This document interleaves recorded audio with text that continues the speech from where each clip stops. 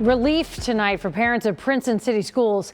Thanks for joining us at 6 o'clock on this Friday night. I'm Tanya O'Rourke. Now police in Sharonville are working to track down the person who claimed that 10 people were shot inside a classroom. Folks, it was just a hoax. The suspect came to one classroom next to our classroom. He opened fire on the students. 10 students got injured next to our classroom. That is what that call-in sounded like. The Princeton City Schools was not alone. Today, at least 8 school districts across Ohio received reports of active shooters. That includes Catholic Central High School in Springfield, Belmont High School in Dayton, Licking Valley School District in Newark, and the threats were reported in the northern part of the state too. Findlay, Toledo, Cleveland, and Akron. Police say all of them considered a hoax. We do have extensive team coverage on what has no doubt been a stressful, exhausting day for parents and police in the tri-state. Reporters Taylor Nimmo and Valerie Lyons are live tonight. But let's start with anchor Craig McKee, who's in the field for us tonight in Sharonville. Craig, what can you tell us? You know, Tanya, you said it all there. You know, a lot of frustration for the community here, for the parents, for the students, for the police department. And obviously, they didn't know it was a hoax at first. So all of those emotions, the reactions on the parents and the students as this played out, they were as real as can be. And our cameras captured the moments, obviously, today where students were finally cleared to leave from the high school just after noon.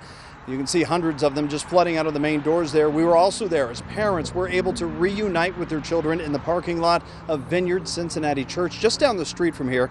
Some parents told us it's the last thing you expect to happen in your child's district.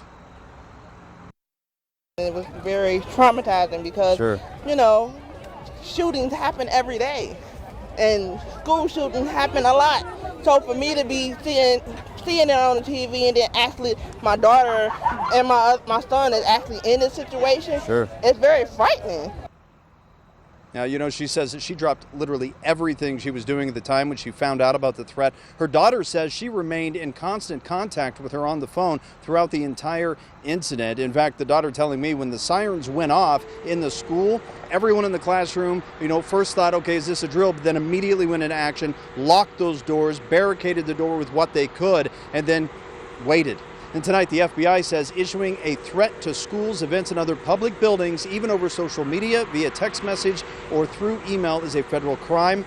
Those who post or send these threats can receive up to 5 years in federal prison or even face state or local charges. They've been tweeting out that information ever since these incidents have taken place. I want to bring in reporter Valerie Lyons. Valerie, you were here right at the start of this.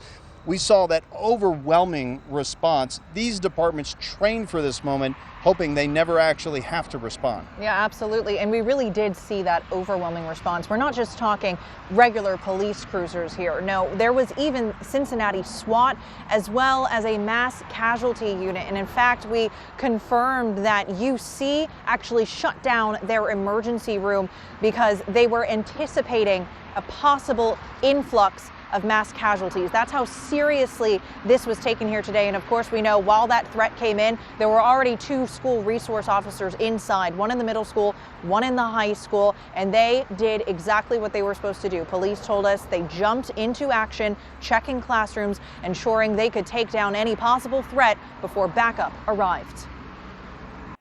We know that initial call came into Cincinnati 911 around 10 this morning, setting that active shooter response in motion.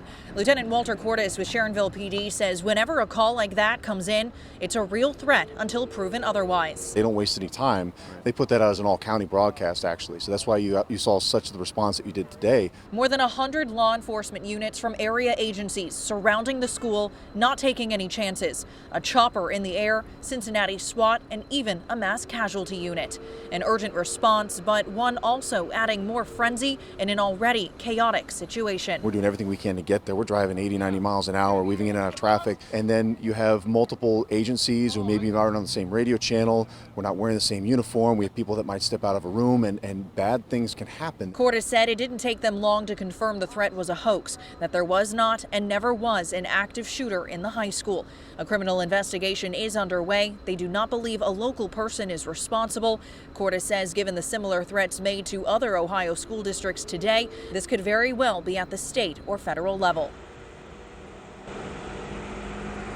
And Lieutenant Cordes says, unfortunately, given recent events in this country where we have unfortunately seen real active shooter situations, they have to be prepared like this. They have to be ready at a moment's notice. That's why we keep seeing all of these schools with school resource officers, and why we keep adding more is because unfortunately we have to prepare for possibilities like this, Craig. And for so many today, the situation in Uvalde, Texas, top of mind for parents, and we were discussing the situation with them and even with the lieutenant today that, you know, you have to respond. You never know what that situation is going to be. Yeah, worst case scenario going through everyone's mind today, knowing what could happen, what we have seen happen. So obviously frantic parents just initially trying to even push past police just to get to their kids. But of course, those officers, they have to keep the area secure to make sure the ones inside are doing what they can to possibly eliminate any threat. Absolutely. Valerie, thank you so much. In fact, let's talk about those parents and those students right now. Let's go over to Taylor Nimmo. Taylor, we were there when those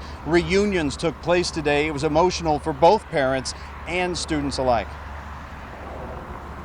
Yeah, Craig, that's exactly right. And I'm standing in the church parking lot where many parents were finally able to just take a deep breath after many hours of just sheer panic. But even after parents found out that this was indeed a hoax, that really didn't take away from how scary this whole situation really was for both the students and the parents who were just waiting to hear that their kids were okay. And we told you earlier about parents just parking their car in the road and running towards the school. It was a very stressful situation. And students I spoke to said administrators came on the intercom while they were in class and they announced that they were going to be going into a lockdown. And a lot of the kids I spoke to said at first, a lot of them thought it was just a drill, but it quickly became more serious. And some students said there were people crying and panicking in their classrooms as they hid, waiting for the all clear.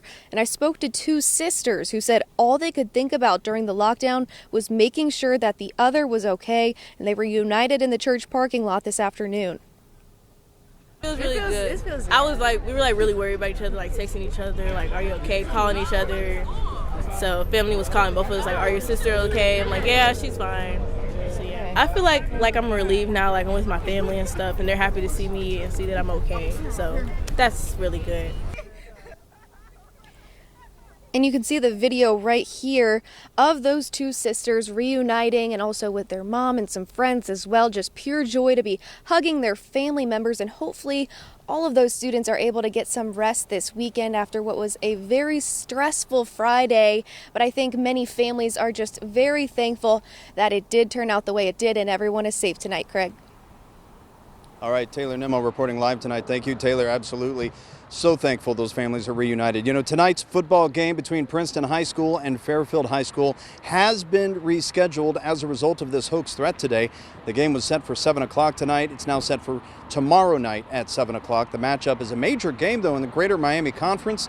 The 6-1 Vikings are aiming to break the Indians' undefeated streak this season.